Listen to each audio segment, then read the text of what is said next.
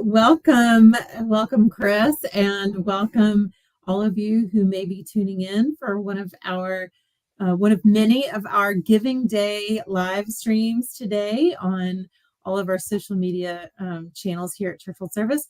We're delighted to see all of you. It is a very big day for us. Chris and I have been on the computer today with Church World Service staff and program participants, and just have been hearing such great stories about all the difference that you, our supporters, have made throughout these years supporting Church World Service.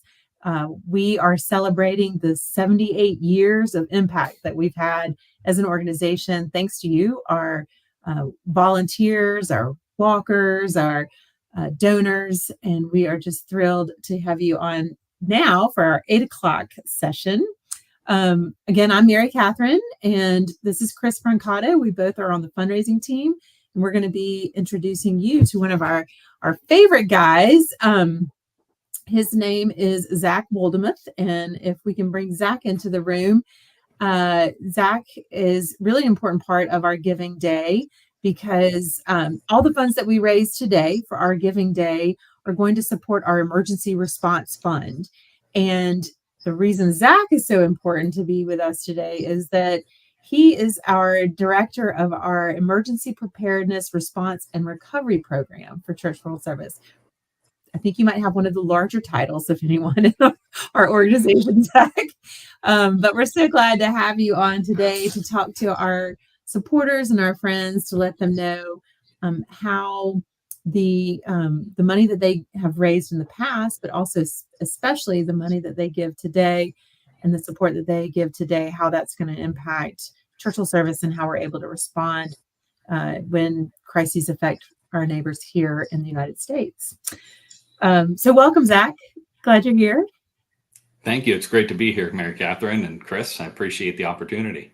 Yeah, last time we had you on, you were sneaking out of a FEMA meeting and joining us. So I'm glad to know tonight we're not taking you away from another meeting, but of course it is also 8 o'clock at night here on the East Coast. So thanks for staying up later for us. So tell us, to kick us off now, Zach, with how does Church World Service respond to disasters in the United States during the complex aftermath of a crisis? How do we do that? Sure. Yeah, no, thank you so much. Yeah. And welcome everybody. It's great to be here. Thank you for joining us at this late hour. So, the way Church World Service responds in the aftermath of disasters is somewhat unique, but we work in close partnership with a lot of other organizations as well. One of the things that you might be most familiar with is Church World Service kits and blankets.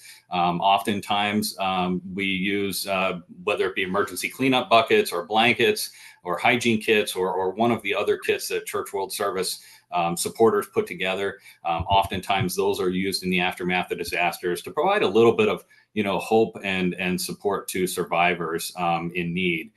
One of the other ways that we really help communities in particular is with our technical expertise.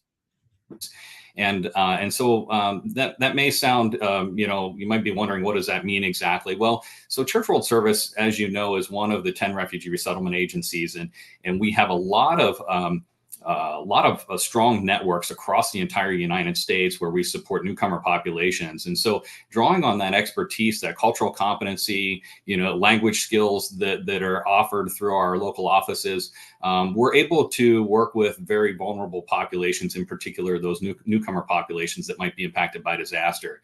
So we provide technical expertise for those individuals, but then also for the response and recovery community. So other nonprofit organizations, emergency management, and others, helping them with their cultural competency as well, and helping them know where communities are located, and helping those communities know who they can trust in the aftermath of a disaster. So. And lastly, most disasters, or all disasters, really are a marathon. They're not a sprint, right? What we see on kind of the local news, or the national news for that matter, is just a small snapshot of what it takes for communities to recover, right? So whether it be a tornado or a flood or a hurricane or whatever it might be, oftentimes recovery is years down the road. And so Church World Service really works with communities to help with their long-term recovery efforts and supporting local community leaders in that effort. So we play a key role there in not only providing them a roadmap for recovery, but then also supporting them along the way and bringing in other partners along with us to do that work. Finally, relatively new is a partnership with Airbnb, where we've received funds from Airbnb recently to be able to help support individuals who might need temporary stay for up to 30 days, right, in either a hotel or an Airbnb property or some other property. And so that's a great thing that we can offer. But really, the uniqueness about the Church World Service's domestic disaster work, the Emergency Preparedness, Response, and Recovery Program, is the fact that we do focus on newcomer populations, and that we have a unique entry into working with those communities because, again, of all the work that we do with refugee resettlement and with asylees and migrants. So we're proud of that work. And again, we help those folks navigate the entire disaster response and recovery ecosystem. That's so important and so unique. Like, if it weren't for CWS, I don't know that any other group has that niche. So that's really great. You talked about it's a marathon, not a sprint. And I think about, now I can't run a marathon, but a half marathon. I think the only thing that gets me through is having partners that are running along with me and encouraging me. You talked a little bit about Airbnb and this great new partnership we have with them.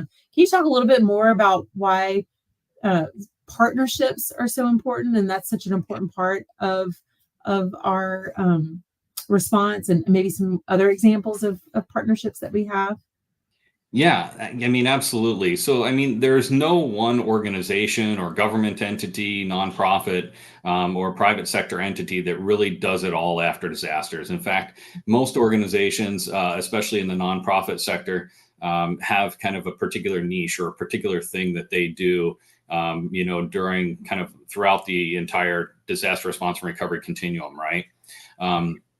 So partnership for Church World Service is crucial, right? So we're not necessarily the ones that are cooking the meals, or the ones that are, providing temporary shelter, or the ones that are, out there with chainsaw crews doing debris removal, or doing case management services or childcare services. These are all things that a lot of our partners do, and many of our denominational partners, our faith-based partners. But the one thing that we do, again, is we help really point those vulnerable populations in the right direction. We help them know who they can trust, because unfortunately, after disasters, oftentimes there are some bad actors, and so you'll hear of fraud and those types of things. And so we help those vulnerable populations know who they can trust, where they can go, and how to access the resources that are available to them, whether it be through the nonprofit world or sector, or through, emergency management, either at the state or federal level, if it's a federally declared disaster. So partnerships are absolutely crucial in the entire sector. And I think especially for Church World Service. And I think that's another area where we play a unique role, oftentimes as convener, as bringing those folks together. I think of a story recently where there's some tornado recovery that's been happening for the past couple of years. And each month we convene our denominational partners on a call. And a couple months ago, one of the denominational partners came to me and said, Zach, thank you so much for hosting those calls. There were 12 families in this particular community that still needed their homes rebuilt. And if you hadn't been hosting those calls, we wouldn't have been able to get additional support from other partner agencies and let them know that this was a unique need. And so 12 more families were back in their homes, simply because of us kind of convening that group. And so there's a lot of value in communication and coordination. And so I think we are uniquely positioned to support many communities in that way. Thank you, Zach. A partnership has been such a theme of what we've heard from so many throughout the day today, and it's inspiring for us. I know that it's inspiring for our donors, and our donors and supporters are partners with us too, and we're so grateful to them for making this work possible.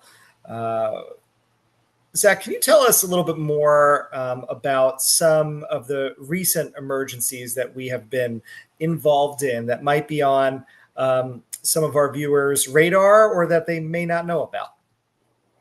Yeah, sure. So sadly enough, right, as climate change has continued to, increase the number of severe weather events that we're seeing across the country, there's almost not a day that goes by that there's not some form of disaster that's happening in a community. Sometimes they make the national news, sometimes they don't.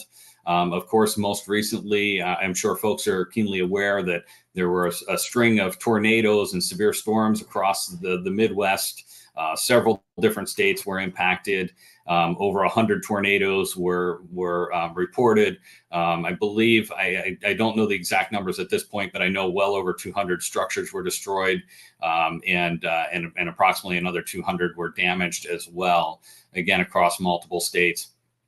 So we're seeing a lot more of these disasters happening, and my fear is that as a nation in particular, right, we end up with donor fatigue, or with fatigue of just kind of becoming numb to seeing these images on the television every day.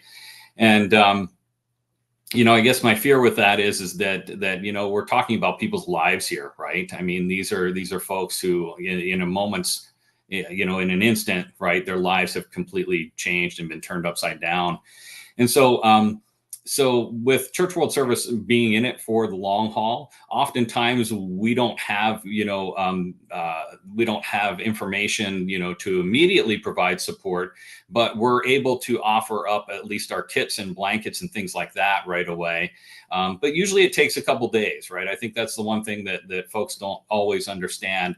So we've been sitting on a number of coordination calls with various states just from these most recent storms. And so there's still search and rescue going on, even from a couple days ago, right? From storms several days ago.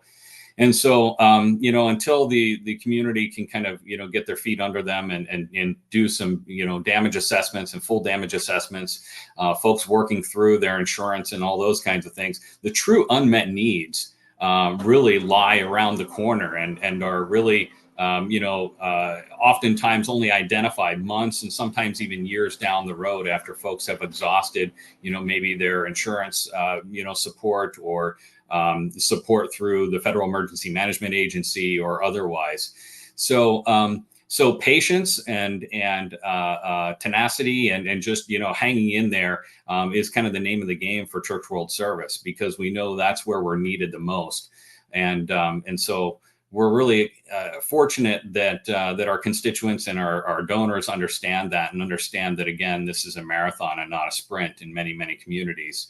So we responded to the flooding in San Diego back a couple months ago. You'll probably recall there was a lot of flooding in Southern California. And so we were able to ship supplies in there to support that in those communities, and also offer technical expertise as they're recovering. So yeah, we're involved in many different communities around the country, but again, with a keen focus on working with newcomer populations where we can. Incredible, Zach. Thank you to you and your entire team and the work you're doing. And again, those partners who collaborate with you. Next, I have a two-part question. One was asked in a prior session, and I said let's save it for this one with the experts. So how does CWS decide which emergencies or disasters to respond to? And then do we only respond to a disaster in the US if it has been declared at a federal level, or can it be a state declaration only? Sure. No, that's an excellent question. So actually, the majority of disasters don't receive federal declarations, right? And so oftentimes those communities are in greater need than those that actually receive the federal declaration, right? Because there's not federal money kind of being funneled to the local community after disaster. So for Church World Service, it doesn't matter whether it's federally declared or not. And in fact, like I said, oftentimes the need is greater in some of the communities when it's not federally declared. And again, there's a kind of a crazy formula that's used that's not worth trying to explain on this call, for determining, whether or not a community qualifies for federal declaration. But so how do we determine where we're going to work? Well, so one of the biggest things is listening, right? Is there a need? And there's not always a need for our support in every single community after every disaster, right? So it really depends on what the state and local authorities, as well as the community, saying, and what they're asking for. So we try to keep our ear to the ground after most disasters, and really paying close attention. But again, we want to be called into the community. I'm not going to say that this happens real frequently in the U.S., but I've seen it internationally in some of my work, where an organization will kind of parachute into a community after a disaster, and oftentimes it causes more problems than it does any good. And so we're careful to not kind of chase CNN, right? Because there are organizations, I hate to say it, that will kind of like chase the media, right? And so we're not going to do that. We recognize that, that we want to be good stewards of our donated dollars, and we're only going to go where we're invited and where we're needed. And so it kind of depends on the circumstances, and it really depends on the type of disaster and how, if in particular, if there were newcomer populations that were impacted, we're definitely going to be responding in those locations, especially where we have Church World Service offices around the country, because we've already got a close network of individuals that are keenly aware of the needs in the community and have trust that was already pre-existing prior to the disaster. And that's a big part of it too, right? We want to make sure that we're, being sensitive to the needs of the survivors, and not just kind of parachuting in and doing what we think is right, but actually listening to the needs and then responding accordingly. Thank you, Zach, and piggybacking on that, a little bit in terms of our response, and also on what we've said about what you've spoken about and other guests have spoken about with regard to collaborations and partnerships and supporters. Our kits and blankets program, thousands of people come together to literally assemble these, contribute to them. They're so they bring so many people together, and they do such good. How do we know where to send them when there's a disaster? Yeah, I think some of that goes back to the partnership piece, right? Church World Service is part of a large network of nonprofit organizations that are referred to as voluntary organizations active in disaster. And so Church World Service is a national VOAD member agency. And each state and territory also has a VOAD, right? So those VOAD agencies basically adhere to what I would call kind of a code of conduct. They actually call it points of consensus, right? So there are points of consensus or code of conduct related to emotional spiritual care. There's points of consensus related to case management work, to housing work, to how we work with long-term recovery in communities, so on and so forth. And so most of those organizations are trusted organizations, and we know that if we're getting a request from one of those organizations that's on the ground, maybe supporting shelter efforts, like the Red Cross or Salvation Army or any other number of one of those organizations that we work closely with, we trust and we know that those kits are being put to good use and going directly to disaster survivors in the most expedited manner that they could be. It only takes us about right around 3 days to get supplies out the door and into the hands of survivors, which I think is pretty incredible. And so kudos to our warehousing folks and the folks that do all that work as well. So it really does come down to partnerships and pre-existing relationships that we have in many of those areas. And then also in the local community, right? It doesn't just have to be a request from one of our national VOAD partner agencies. It could be a request coming from the local community or a local church. And again, that goes back to, some of our really deep faith-based roots and also partnerships that we have. Thank you, Zach, and thank you for thinking of those who are doing the work behind the scenes, our warehouse staff, and so many others who are making that all possible. And I, our donors, our congregations, our groups that are supporting the Kits and Blankets program. I'm sure that they're delighted and inspired to hear that, we're able to turn that around so quickly and send that out so fast in the wake of a disaster. So again, coming back to collaboration, thank you. Thank you for that. We're grateful. And then just one more of our questions from viewers. You mentioned that we're there for the long haul, that we're there for the marathon, that we're not just dipping in and leaving. What is that?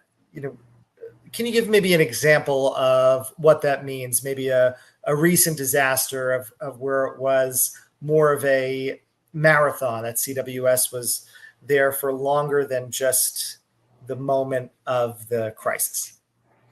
Yeah, and I don't want to get too technical here, but there's kind of a nationwide structure and kind of best practice that's put in place when it comes to long-term recovery. And so basically what happens in communities, oftentimes in a county level, but it can look very different and in different locations, is there's what's called a local long-term recovery group is established. And so essentially this could be anybody in the community that's a concerned citizen, oftentimes, faith-based, leaders of faith communities in that particular town or county. It might be local business folk, or just people who are concerned about getting their neighbors back into their homes and back on their feet. So this group is like a newly formed organization after a disaster.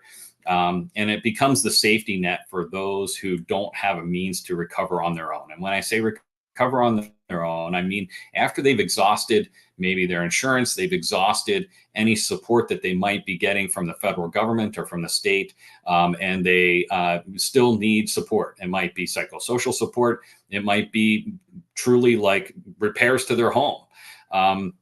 It could be any number of things, right? It might be support with, transportation because their vehicle was destroyed and they can't get to their job or whatever it might be, right? So this group becomes the safety net in the community. Again, without getting into a lot of detail, we could spend an entire session just talking about that.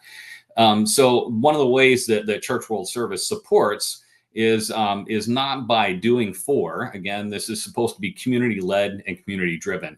But one of the things that Church World Service does is we make sure that this group of decision makers that also raises funding and financial support, makes decisions about who and how they're helping, that they're representative of the community that they're in, right? So that if there's a large Latino population in the community, right, that there's representation from that community. If there's an Afghan community within that county, right, that they're represented on that long-term recovery group. And also that we provide support in the form of being the fiscal agent for many of these long-term recovery groups, right? So again, this is like a 501c3 that's kind of standing up, right after a disaster to do this long-term work. And so Church World Service has stepped up and said, you know what, we'll go ahead and we'll be the fiscal agent so that you can bring in donated dollars and apply for grants and for, receive support from the community foundation or whatever it is, right? And so that's oftentimes needed really quickly. And so, for Church World Service to step up and say, we'll be your fiscal agent and help you with that is huge. And that's kind of walking with that community long term. Not only that, we have folks on our staff, myself included. I was actually one of the primary authors for the long-term recovery group manual that is used all over the country. We provide technical expertise for those long-term recovery groups as they're being stood up, because oftentimes these are folks who have never gone through this before. They don't know exactly what to do. What should we be looking at? What questions should we be asking? Who should be at the table? And how do we move forward with being that safety net and helping get our community back and our tax base back? Unbelievable, Zach. So enlightening hearing about our response efforts. Really just amazing work that you're able to do with the help and support of our communities and so many. You spoke about where we are now. You spoke about how we're responding to crises and emergencies across the country. Where do you want to go next? How do you want to see this program grow in the future? Yeah, no, I appreciate that. So, right now we're a pretty small team. And so, hence, partnerships are all the more important, and they'll remain just as important no matter how large our team grows. But we're a pretty small team. And so we're looking to hopefully grow our team, to the point where we have representation really throughout the entire continental US, right? That we're not needing to, send people, long distances to be able to support these communities, but that we have folks that are relatively close that have already built strong connections in many areas, and have the trust and are recognized, because the time to build those relationships is not after disaster, it's before the disaster, because in the midst of a disaster is not the time to try to build those relationships and those network connections, especially at the local level. And so, I'm hoping that, as we grow, we're able to become even more flexible and nimble, and to be able to respond to even more disasters. Right. That's really my hope and dream, because unfortunately, disasters aren't, they're not becoming any less, and they're becoming more frequent, and they're becoming more devastating.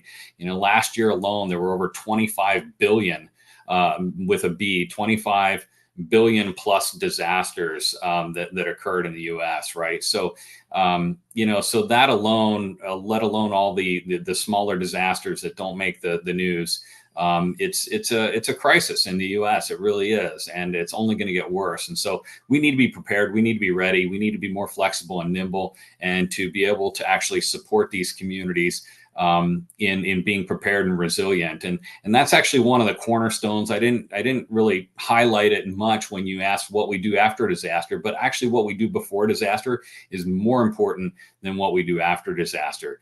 And so one of the areas that we're focusing, we're building a suite of preparedness materials and things that are palatable, that are culturally appropriate, that are in native languages, that can be utilized in many of these newcomer communities, to help support them. And then also building connections between them and first responder communities like the fire department, the police department, local emergency management, right?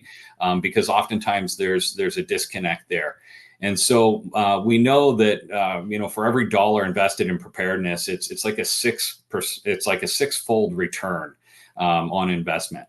So it's a huge return on investment, right? And so that's where we're focusing a lot of our energy right now.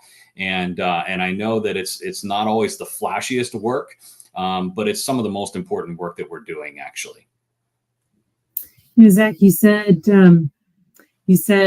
there's billion disasters, and one of our viewers asked, John asked, with dealing with all these disasters and emergencies, and with them growing and growing, how do you keep from being down? Like what continues to give you hope?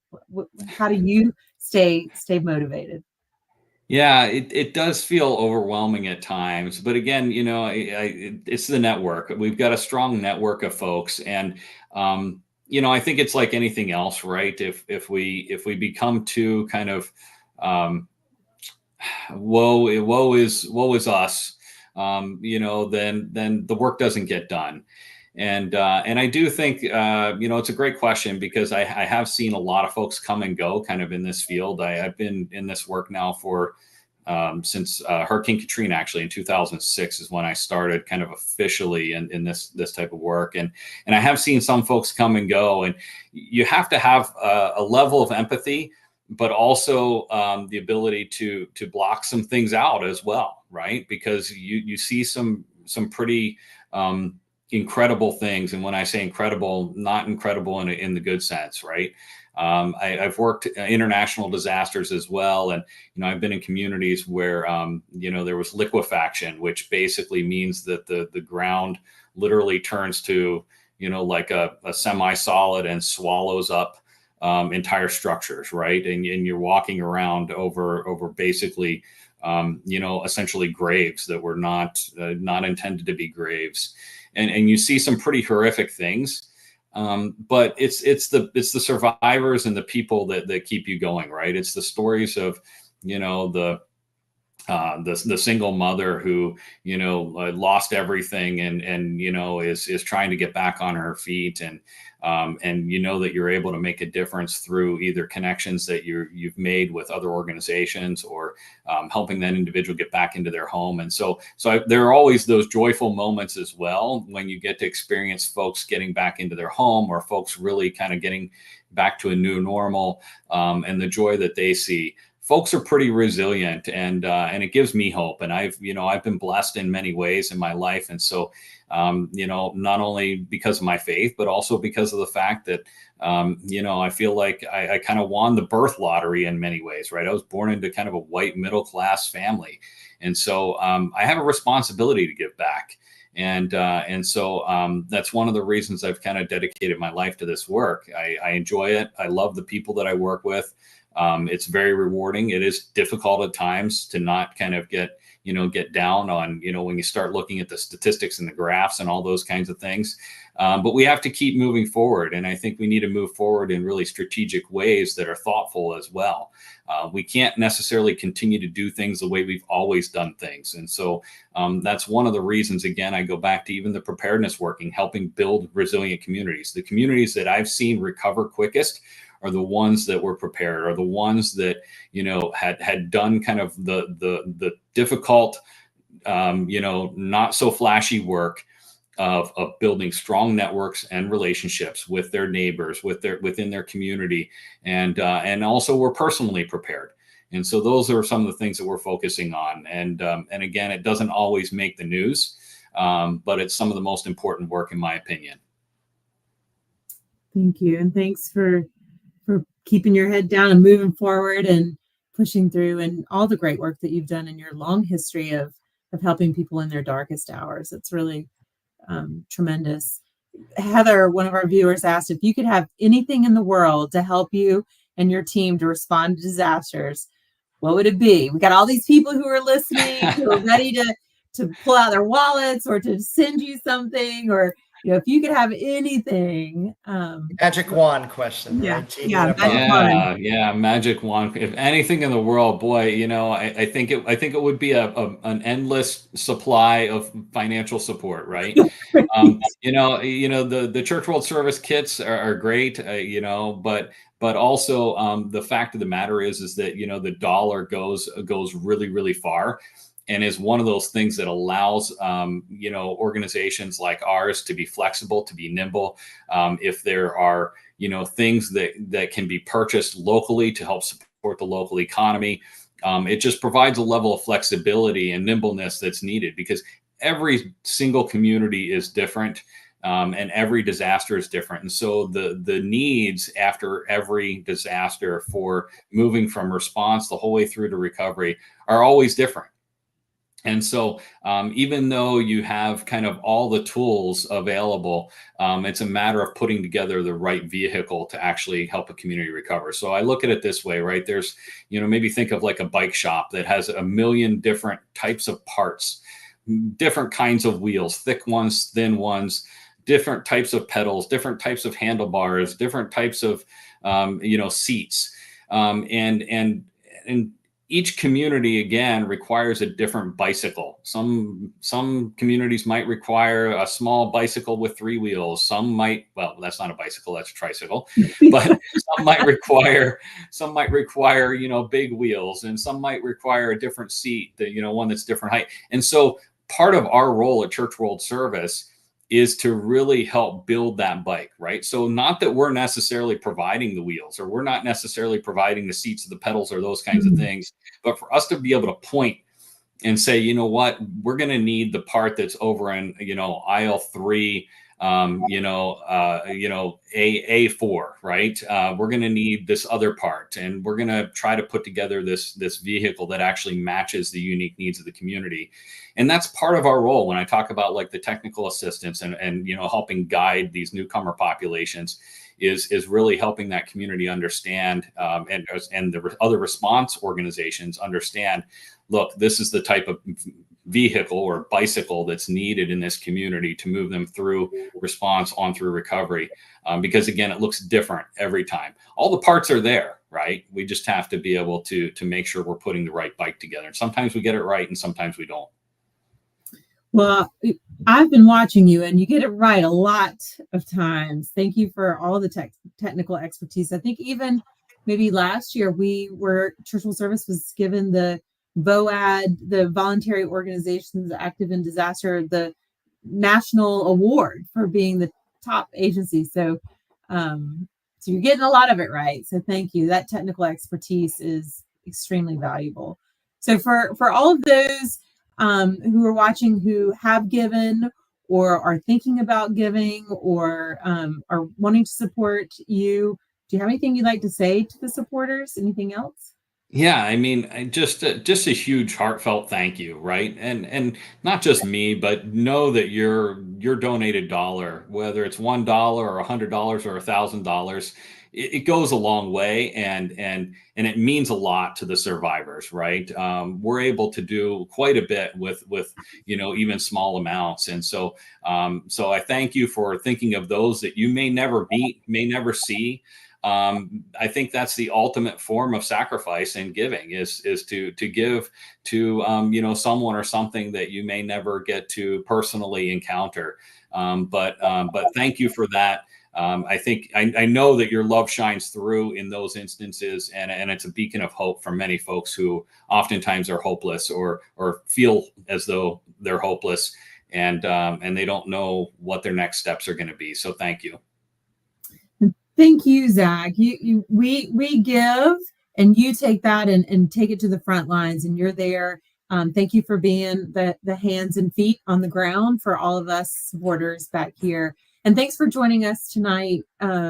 You've been a wonderful guest. You've answered all of our questions, and there's a lot of comments coming through that you probably can't see, but they're all telling you you're wonderful and that they've had examples, they've experienced your humanitarian work. So thank you so much. And again, to all of you that have been inspired by Zach and the work that he's doing, you can be a part of that. If you haven't already given, we have our Giving Day page. So the Giving Day page is up, and all donations that are raised on Giving Day will support our emergency response fund. So that's that unlimited cash supply for Zach to be able to pull those different bike parts together and get folks on the road to recovery.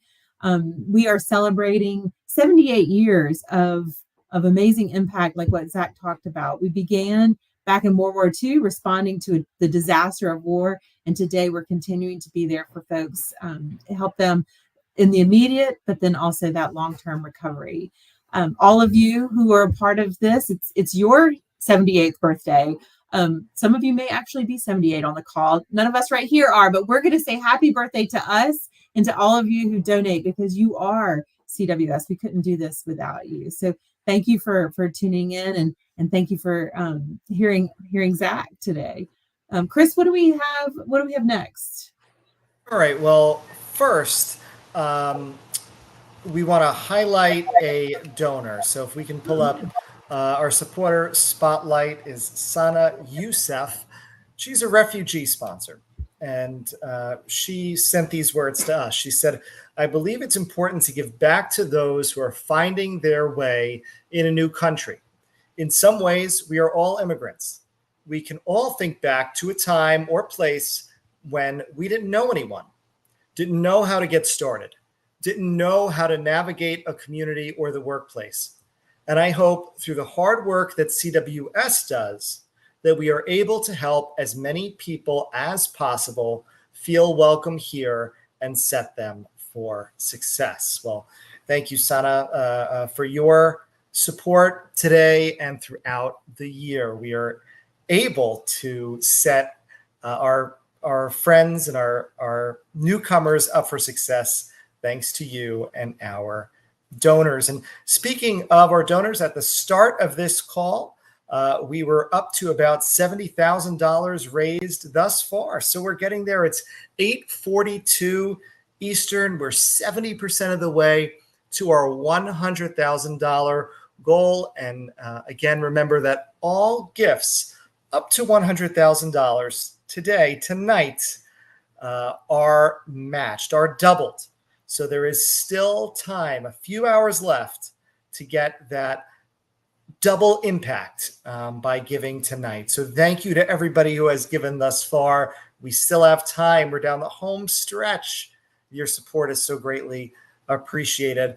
We also have a separate matching fund for all of our sustaining partners, for all of our monthly donors. We have 10 people who signed up today, which is great, but monthly donors are so well appreciated. They help us throughout the year work with and build communities back up after emergencies. So please, if you're thinking about becoming a monthly donor, please do so. Become a sustaining partner.